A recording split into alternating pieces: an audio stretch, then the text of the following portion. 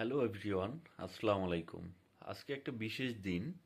আজকে আমরা আমাদের জীবন থেকে 2025 সালকে একদম চিরতরে বিদায় জানালাম।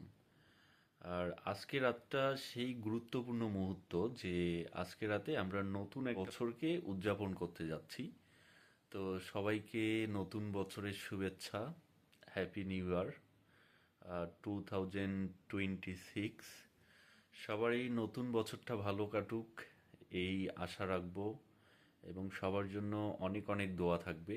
তবে আপনার জীবন থেকে আমি কিছু সময় চেয়ে নিচ্ছি, যে কথাগুলো আপনার জন্য অত্যন্ত গুরুত্বপূর্ণ হবে, তাই কথাগুলো মনোযোগ দিয়ে শুনুন। আপনি একবার কল্পনা করে দেখুন যে 2025 সালে আপনার জীবন থেকে অসংখ্য মানুষ পরপারে চলে গেছে।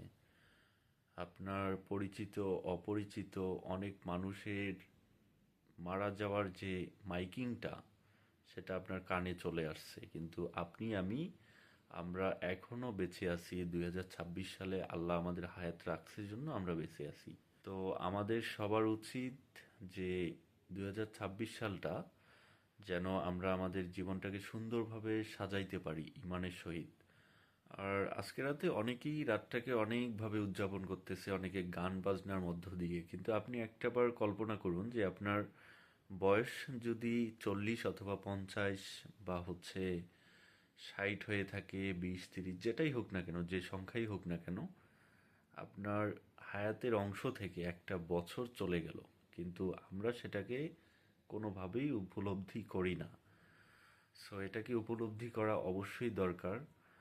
আর জীবনে আমাদের যে একটা বছর চলে গেল, আমাদের 2026 সালে সামনে রমজান মাস আসতেছে ফেব্রুয়ারি থেকে শুরু করে। তো আমরা এই 25 সালে জীবনে যত ভুল করেছি, আল্লাহ অবশ্যই আমাদেরকে সংশোধন করার সুযোগ দিয়েছে। কাজেই আমাদেরকে 2026 সালে যেন আমরা নিজেদেরকে সংশোধন করতে পারি। সামনে রমজান মাস। তো সবার প্রতি এই আশাই রাখবো, জীবনে যাই কিছু করি না কেন আমাদেরকে কবরে যেতেই হবে। সো আমরা যেন এটা কোনোভাবেই ভুলে না যাই। আমাদের জীবন থেকে, আমাদের হায়াতের অংশ থেকে একটা বছর চলে গেল। সো এটা মাথায় রেখেই আমরা আগামী দিনগুলো সুন্দরভাবে চলবো, 5 ওয়াক্ত নামাজ কালাম পড়বো। সবাই ভালো থাকবেন। আসসালামু আলাইকুম। Happy new year.